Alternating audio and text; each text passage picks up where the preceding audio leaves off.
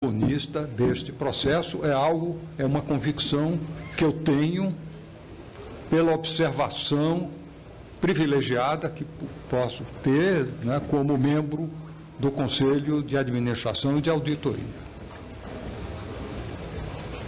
Senhor presidente, ele não respondeu a primeira pergunta do relator. Agradeço ao doutor Luciano Coutinho. Passo agora a palavra ao deputado Efraim. Mas antes das minhas perguntas, o relator fez uma pergunta, porque ficou no ar aqui a ideia de que o Pedro Barus teria mentido ao dizer que não teve financiamento. O relator perguntou se teve contrato assinado. Então é bom que o senhor Coutinho esclareça. Uma coisa é o financiamento, que ele já disse que recuaram. A outra é se tem compromisso assinado, se tem contrato, porque o que se tem colocado é que o BNDES, na aprovação do projeto, se comprometeu a financiar. O relator perguntou, ele não respondeu.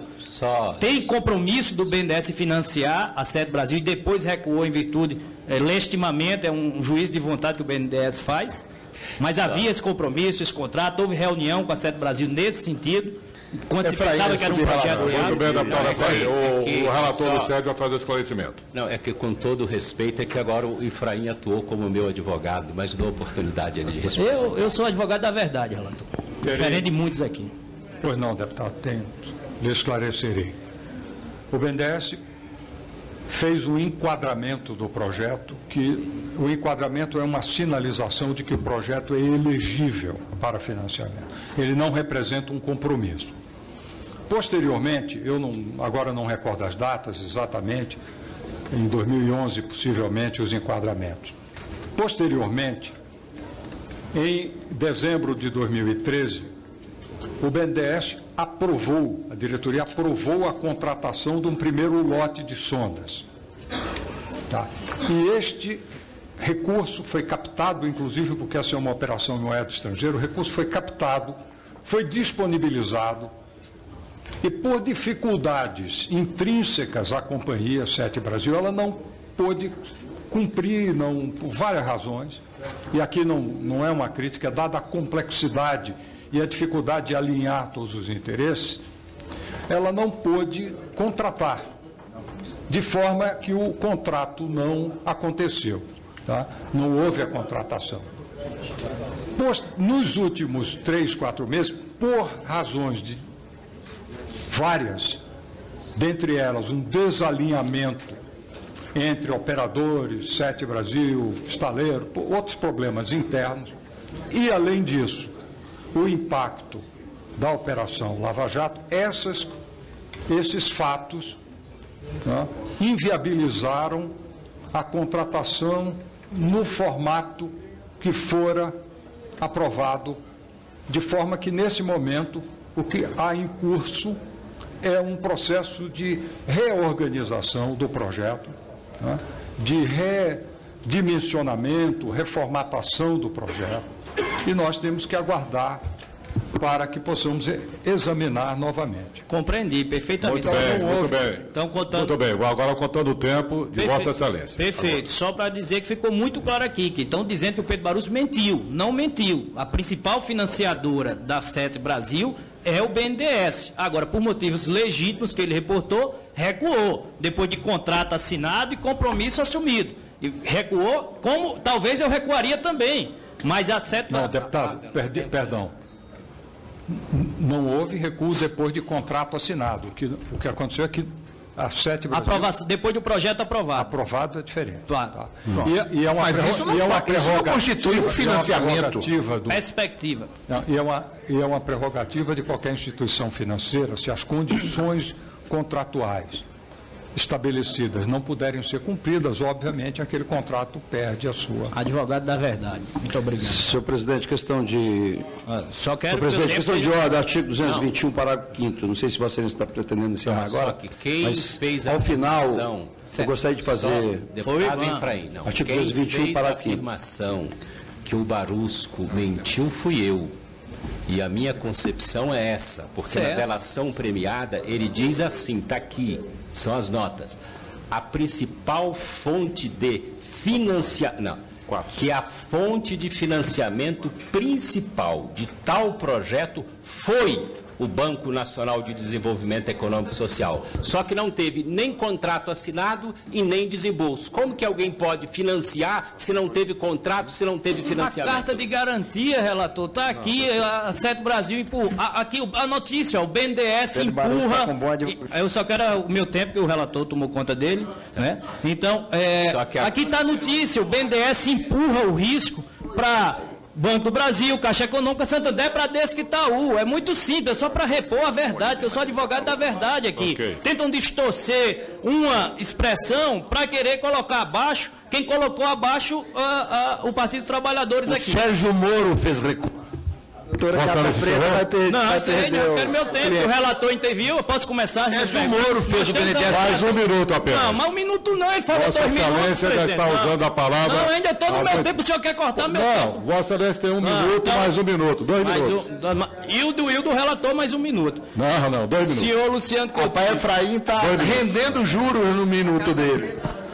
Senhor Luciano Coutinho, Vossa Excelência confere, é o presidente do Conselho de Administração da Petrobras, sim? Não, acabou. Não. Nesse momento, sim.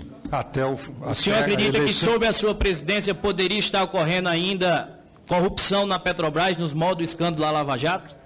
Não. Por que não? Porque há um intenso processo de investigação em curso, interno, pela toda a colaboração da empresa, né, ao processo de investigação. Né, eu não creio que... E pelo fato de que, como eu já expliquei, há um grande esforço interno, independente, de investigação, especialmente de pessoas que estiveram relacionadas aos protagonistas do processo de ilícitos, né? de forma a identificar né, esse processo de investigação. O simples existência de um processo rigoroso de investigação, no meu entendimento, inibe a repetição desse tipo de... Essas cautelas podiam ser tomadas pela presidente Dilma quando era presidente do Conselho de Administração? Deputado, tivéssemos tido conhecimento, e eu tenho certezas, se a presidenta Dilma, à época em que presidiu o Conselho, tivesse tido conhecimento de qualquer desvio, de qualquer ilícito, ela teria tomado providência junto com o Conselho, né, junto com o Conselho de Administração, para sanar esses fatos. Não era de conhecimento. Presidente, essa pergunta é pertinente. Vossa Excelência, deputado Flávio, tenha também paciência. Ele está fazendo a pergunta, ele tem direito a perguntar o que ele desejar perguntar. Então, peço para Vossa Excelência encerrar, deputado Efraim. Vossa Excelência, peraí, não, presidente, não passou não, está ali 1 minuto. Tenha calma. Não, senhor, não passou, estou olhando. Já passou. Não passou. Eu peço que pergunte ali. Eles pediram 3 minutos, passou meus 3 minutos. 1 minuto não, presidente. Ok, Vossa Excelência tem 1 minuto. Ok. Eu tenho 1 minuto. Perfeito. Não passou, não. Vocês estão querendo roubar até meu tempo agora. Estão querendo. Tá bom, rouba o Brasil, rouba até o tempo. O recente relatório do Tribunal de Contas. O recente relatório do Tribunal de Contas da União.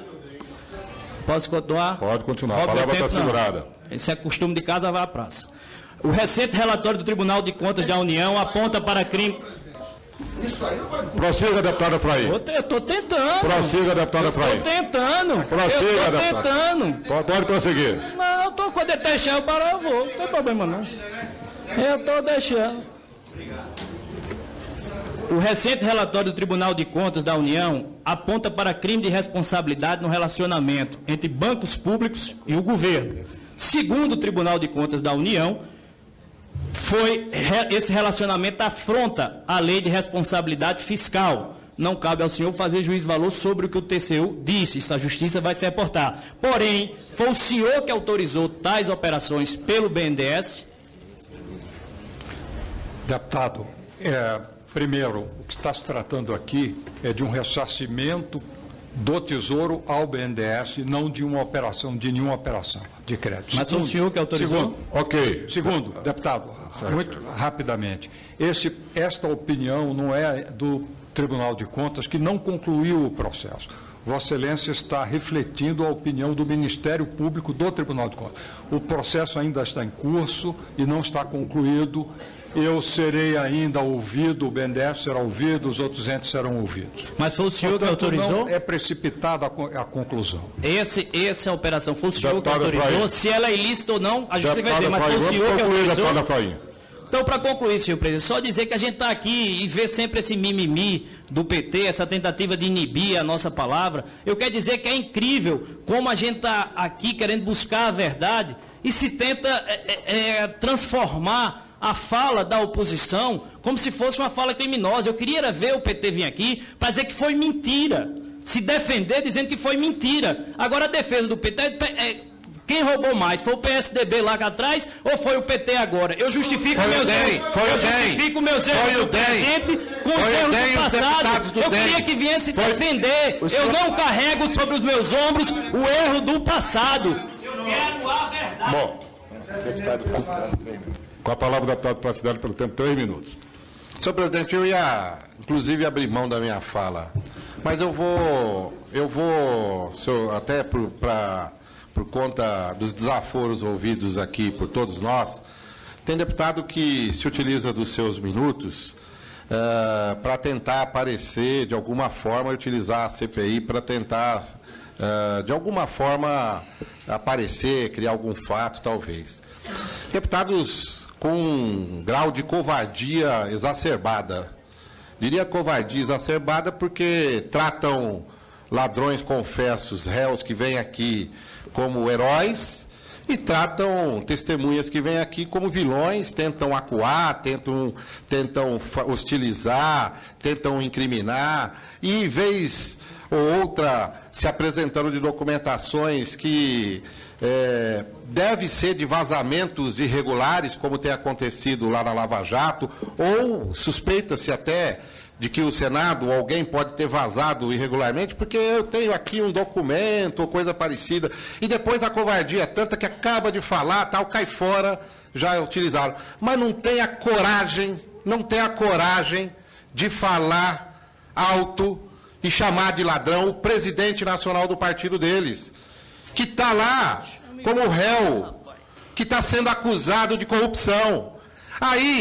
Aí fica aqui posando de paladino da justiça. Deveria ter vergonha na cara.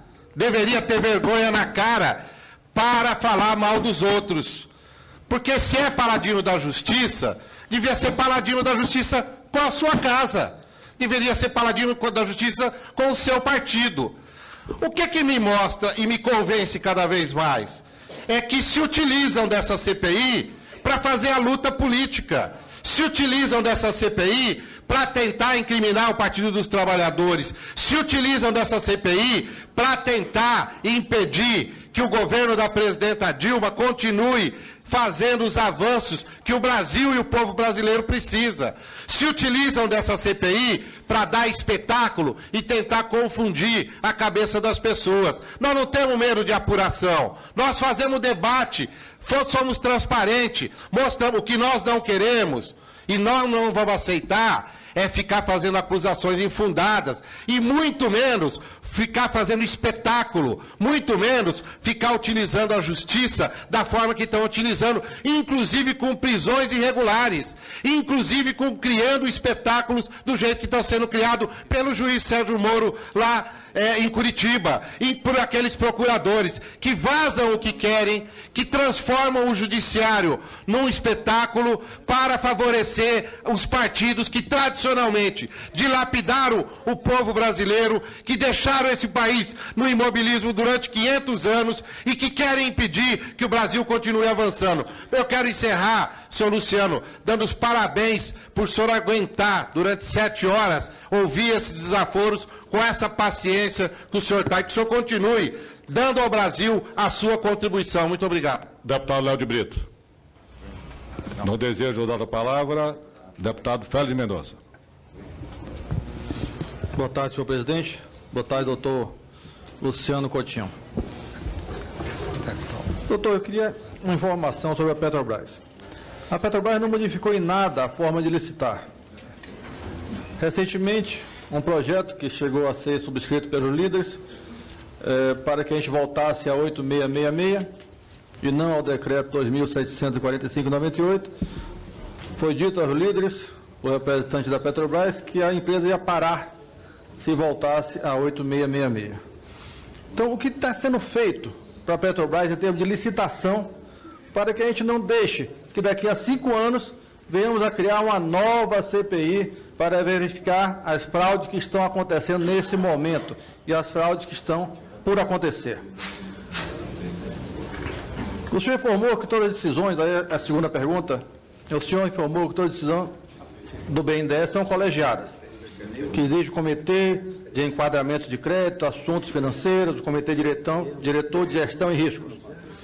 Então é muito bom que esse dinheiro de metrô, de portos, estradas e ferrovias, estaleiros, sejam feitos.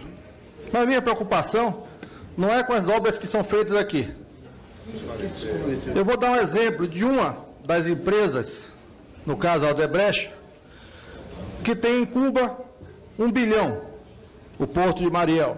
Na Venezuela, 1 bilhão, a linha 3 e 4 do metrô de Caracas e a segunda ponte sobre o rio Orinoco. No Panamá, 1 bilhão, metrô da cidade de Panamá.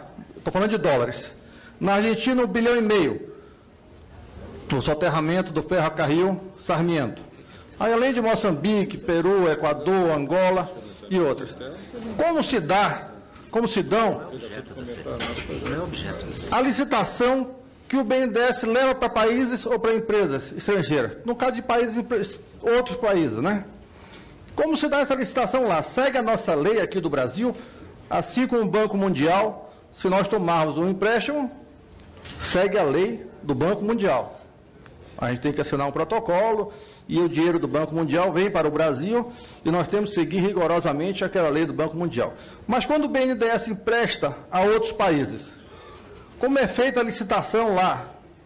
Porque o que dá a impressão é que as empresas levam embaixo do braço o dinheiro, oferecem aos países e tem a obra. Então, eu gostaria dessa explicação de o que acontece com essas obras financiadas pelo BNDES fora do país. Doutor Luciano, Vossa Senhoria não tem nenhuma obrigação de fazer resposta com relação a questões que não são inerentes à nossa CPI, objeto. Mas Vossa Senhoria também fica inteiramente à vontade se desejar fazer algum comentário. Presidente, eu falei sobre a licitação da Petrobras e a não modificação. Exatamente. A primeira pergunta é pertinente. A primeira pergunta. E quando eu falei a segunda pergunta, eu citei uma empresa que está envolvida no problema da Petrobras. Deputado, em relação a 8666 versus a 2745, né? A 2745 foi criada em 1998, quando mudou o regime de monopólio e a Petrobras teve que se colocar como uma empresa competitiva para concorrer com um mercado que passou a ser desregulado na medida em que se foram abrindo um regime de concessões, né, de forma que ela foi pensado o regime 2745 foi pensado como uma ferramenta para dar agilidade e tempestividade às decisões empresariais. Tá? Eu não tenho certeza se um enrijecimento tipo 8666 em si prevenirá a prática de corrupção. O que eu acho que nós temos, eventualmente, que rever o decreto 2745, mas nós não deveríamos engessar a gestão empresarial. O que precisamos, sim, e creio que essa é uma preocupação geral, é aperfeiçoar profundamente os mecanismos, né, de gestão da empresa, aperfeiçoar a governança, né. Se criou uma diretoria de observância, de compliance, para acompanhar, e esse processo está sendo muito didático, porque ele está permitindo que lições sejam aprendidas. Então, E eu não tenho uma opinião ainda formada sobre que tipo de aperfeiçoamento a 2745 deveria ter, mas, enfim, em atenção à sua pergunta, isso é que eu lhe respondo. Em relação à questão de obras no exterior, deixa eu lhe dizer muito rapidamente. Primeiro, o processo de aprovação dos projetos segue a mesma sistemática do BNDES. A gente examina os projetos. Segundo, Vossa Excelência me perguntou sobre o processo de licitação. Nos países, naturalmente, ele segue a lei prevalecente nesses países, e não a nossa lei, né? Seria uma ingerência na soberania nacional que nós não queremos para nós impor uma lei a um outro país. Agora, devo explicar-lhe que o banco não transfere dinheiro para o país que vai importar o serviço de engenharia e construção. Como é que é o mecanismo? Trata-se de um financiamento à exportação de um serviço de construção e engenharia. De que serviço nós estamos tratando? Os insumos produtivos, os projetos, a capacidade de engenharia, todos os equipamentos. Tá? Este conjunto de equipamentos, serviços e engenharia realizados no Brasil que são financiados da seguinte forma: nós pagamos em reais ao exportador brasileiro. Na medida em que ele comprova a exportação do serviço, que é auditada por empresa de auditoria, à medida que é auditado, nós acompanhamos, e há a comprovação, então vai sendo feita a liberação em reais no Brasil. Portanto, esses bens e serviços geraram emprego e renda, impostos no Brasil. Tá?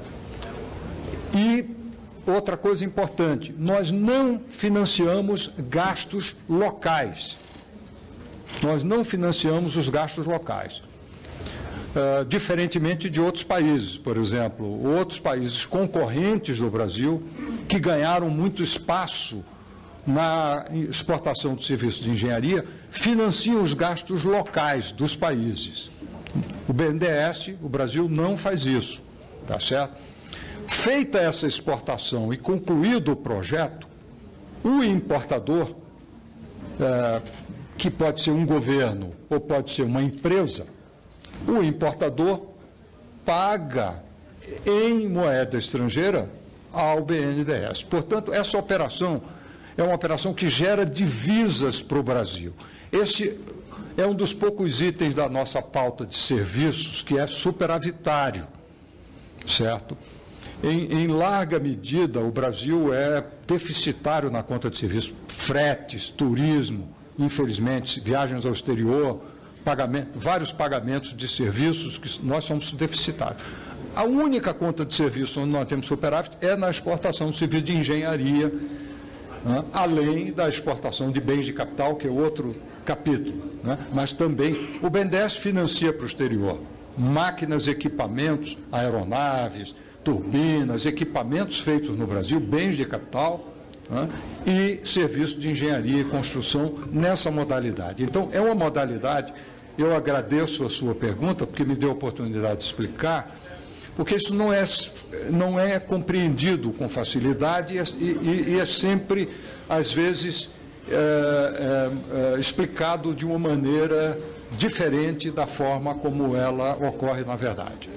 Senhor presidente, só para complementar uma pergunta. O senhor não acha que devia ter um novo decreto atualizando as licitações na Petrobras? Era exatamente o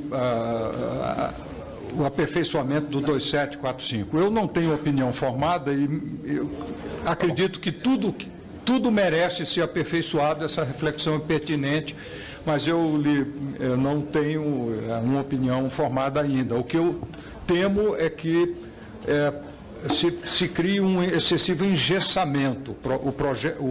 Esse regime foi criado para dar capacidade à empresa de competir. Não funcionou bem. Muito obrigado, doutor Luciano. Temos aqui o último orador inscrito como membro o deputado Perondi, e em seguida, também o último orador inscrito como líder, o deputado Rubem Bueno. Deputado Perondi, pelo tempo de 3 minutos. Vamos todos os brasileiros torcer e passar energia ao juiz Sérgio Moro e ao promotor Dallagnol para persistirem e não desistirem, para nós diminuirmos a corrupção que graça esse país, que é endêmica e institucionalizada, que foi dito aqui por um alto técnico da Petrobras que fez a delação. Parabéns, Moro, e parabéns, Dallagnol.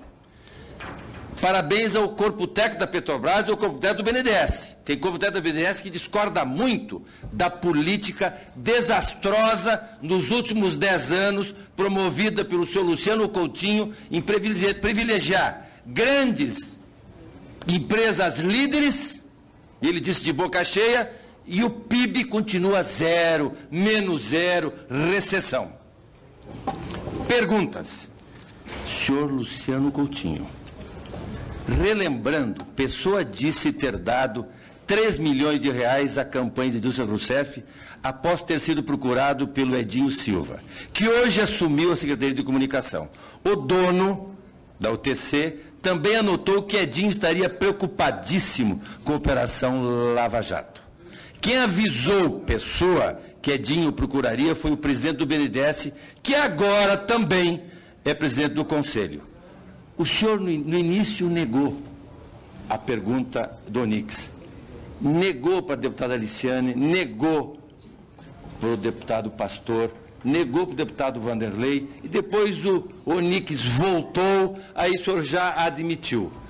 O senhor recebeu o Pessoa e o senhor recomendou que o Edinho fosse recebido, que dali 15 dias saiu 3 milhões e meio de doação para Dilma. Sim ou não? O senhor recebeu o correio e o senhor fez a recomendação? Deputado, eu já respondi essa questão. Tá?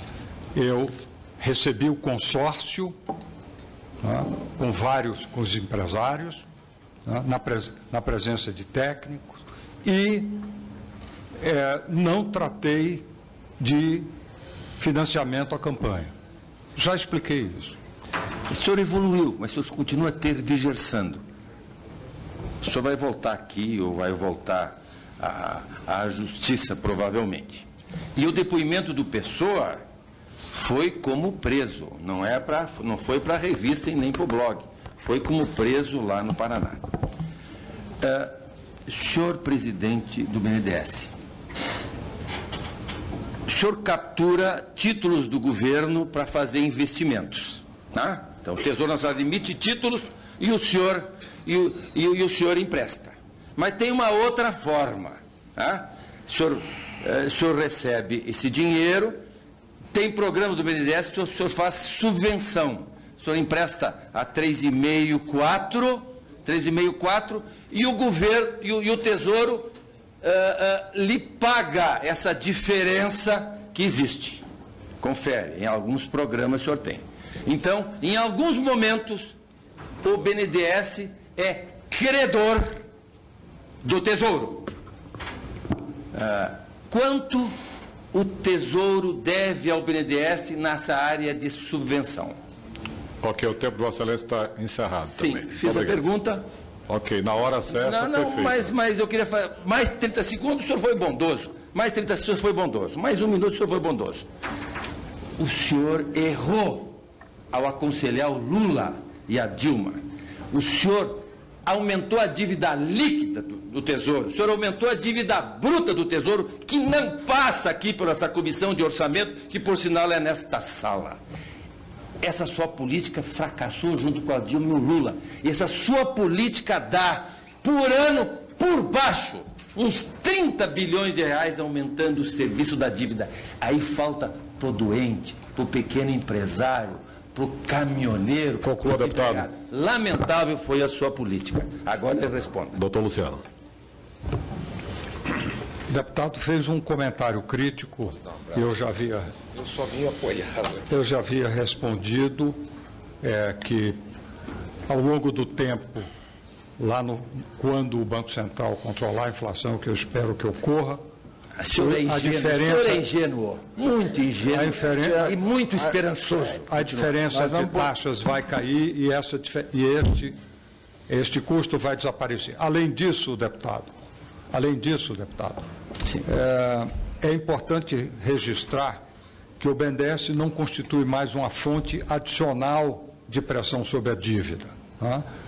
Nós reformulamos a nossa política para reduzir o volume de empréstimos em TJLP, de forma a não exercer pressão sobre o ajuste fiscal. Esqueci de mencionar isso, porque essa foi uma questão levantada por outros parlamentares. Quanto tesouro deve nas subvenções? Quanto tesouro deve o BNDES? Olha, com risco de falhar na memória por cansaço, nós estamos às 9 horas aqui. Algo em torno de 20. Algo em torno de 20. Se não for esse número, eu lhe fornecerei o número preciso. O TCU apontou lei de improbidade administrativa, o BNDES... Presidente, eu também tenho uma lista de novas perguntas. Com a palavra agora o líder Rubem Bueno, pelo tempo de 4 minutos. Senhor presidente, senhor relator, senhores convidados, senhores deputados, nós não imaginávamos que a pressão do governo fosse tão grande para que não conseguíssemos registrar aqui o requerimento da CPI do BNDES. Felizmente, conseguimos o número hoje e já se confirmam as assinaturas. 198 assinaturas conferidas pela Casa, pela Secretaria da Mesa. Então, com certeza, o senhor virá aqui outras vezes para poder explicar o que não conseguiu explicar no dia de hoje. E teremos tempo para isto, até porque o BNDES, nesses governos, trouxeram prejuízo e danos para a nação. Se começar pelas empreiteiras, as empreiteiras da Operação Lava Jato, famosas no BNDES, famosas na Copa do Mundo, famosas na Petrobras, famosa, está aí, Operação Lava Jato. As 9 grandes empreiteiras do país. E pegando dinheiros a juros subsidiados do BNDES, dinheiro do povo brasileiro. Isso nós temos que investigar. Temos que investigar o que secretamente se emprestou para empréstimos internacionais, e Cuba é um deles, exatamente para explicar isto, e não fazer como o ministro Fernando Pimentel, em 2012, decretou que os atos e contratos daqueles empréstimos do BNDES fossem secretos. Na CPI nós vamos saber por que é que foi para lá tanto dinheiro, sabendo que Cuba, há 40 anos, não honra suas dívidas internacionais. Nós temos que andar mais para poder dizer que, se nós estamos aqui discutindo, e parece que não foi bem respondido, quando foi colocada a questão do TCU, o senhor disse, não, mas isso aí é o Ministério Público que está achando, ou um parecer do Ministério Público. Não é verdade. Há uma decisão por unanimidade do Tribunal de Contas da União de que o governo cometeu crime de responsabilidade ao deixar mais de 40 bilhões de reais não pagos. O senhor acabou de dizer que a metade é do BNDES. Foi aprovado por unanimidade o TCU. E o senhor é um dos convocados para o Tribunal de Contas da União na decisão de ontem à noite. É isso. Mostra que tem muito a ser esclarecido. E quero acreditar, com tudo que está aqui, que o senhor tem muito a esclarecer. O senhor deve ao país e com certeza vai esclarecer tudo isso com relação ao BNDES. O que está acontecendo é que aquilo que tomou conta, o senhor disse aqui, eu li agora, até vim aqui por causa disso, eu li o senhor dizendo, está lá no UOL, a Petrobras é vítima. Nós também achamos. Sim, sim. Nós comungamos da sua resposta de que a Petrobras é vítima. É evidente que é vítima da roubalheira. Sim. Lá colocaram o senhor Gabriele, lá colocaram os operadores, o senhor João Vacari era um deles, lá colocaram os diretores nomeados para distribuir a propina para cada um. Estão presos. Os maiores empreiteiros, os maiores credores, os maiores devedores do BNDES estão presos. Há quanto tempo? Há quantos meses? Prova que tem muita coisa ainda a ser esclarecida. E este furo de bilhões foi o furo do estelionato eleitoral de 2014. O custo do estelionato eleitoral de 2014 do governo da candidata Dilma é de 40 bilhões de reais. Ontem aprovado por unanimidade pelo Tribunal de Contas da União. Este é o dado. Este é o dado. Então, senhor presidente, nós viemos aqui para comunicar mais uma vez, já fizemos o registro, já foram conferidas as assinaturas da CPI do BNDES. Aí sim nós vamos pegar mais um ponto. Depois vamos chegar nos fundos de pensão, furos de bilhões da gestão do PT, gestão no Postales, as velhinhas, coitadas, que pagavam R$300 por Postales, este mês vão pagar R$1.300 por Postales, durante muitos anos. Ainda vem o FUNCEF com mais 5 bilhões de furo, vem o Previ, vem a Petro, e vem tantos aí pela frente, que ainda não chegou-se a Eletrobras, dos prejuízos da Eletrobras, de uma história de 60 anos que nunca teve prejuízo. Eu estou perguntando ao presidente da mesa, eu não sei, está incomodado? Não, eu estou falando com ele. Está incomodado, Afonso? Não, que é isso? O tempo acabou. É que dói no ouvido saber de que tamanho... Eu quero responder. Senhor presidente, eu quero... Peraí. Senhor presidente, eu quero... É ilimitado o tempo? Não, ele acabou agora o tempo. E para concluir, todos a gente está dando um minuto a mais, 30 segundos a mais, eu peço para o deputado concluir. Agradeço, senhor presidente. Mas, para finalizar, é isso. O furo, o custo do estelionato eleitoral, da mentira, da calúnia, da difamação, custou 40 bilhões de reais ao povo brasileiro. O BNDES é responsável pela metade desse dinheiro. Obrigado, deputado. Senhor presidente, só um minuto. Um minuto. O último a falar será um minuto para o deputado. Um minuto. Eu só quero... Uma questão. Eu só quero... Doutor Luciano, Vossa Excelência que está transparente e se dispôs, inclusive, a apresentar para nós, deputados, a documentação, os contratos, etc. Então, eu quero dizer que estarei lá no BNDES com Vossa Excelência para que eu possa ter acesso a algumas perguntas que eu não consegui ainda informações. Presidente Félix. Confirma? Presidente Félix. Confirmo com muito prazer. Obrigado. Passar a palavra para o depoente para as considerações finais. Pois não. Vossa Excelência me permite um minuto? Sim. Presidente Félix, eu quero aqui apenas dizer... Não, deputado, vamos encerrar. Um minuto. Vamos encerrar, senão todos vão querer. Deixa eu quero um minuto também, presidente. É que eu não falei. É verdade, deputado. Eu peço para o senhor... Eu adoro um minuto. Abdicar desse tempo e o depoente fazer as conclusões dele. Quero agradecer aos senhores deputados. Quero reiterar aqui a minha disposição a esclarecer toda e qualquer dúvida, todo e qualquer aspecto, operação relativa ao Banco Nacional de Desenvolvimento. Embora não tenha sido este o objeto da nossa convocação, assim como estou na minha posição como conselheiro, também à disposição para esclarecer a respeito de Petrobras. Né? Agradeço muito aos senhores, muito obrigado. Obrigado a todos os senhores. Depois de quase 9 horas, nada mais havendo a tratar, agradeço a presença de todos e declaro encerrada a presente reunião. Parabéns a todos.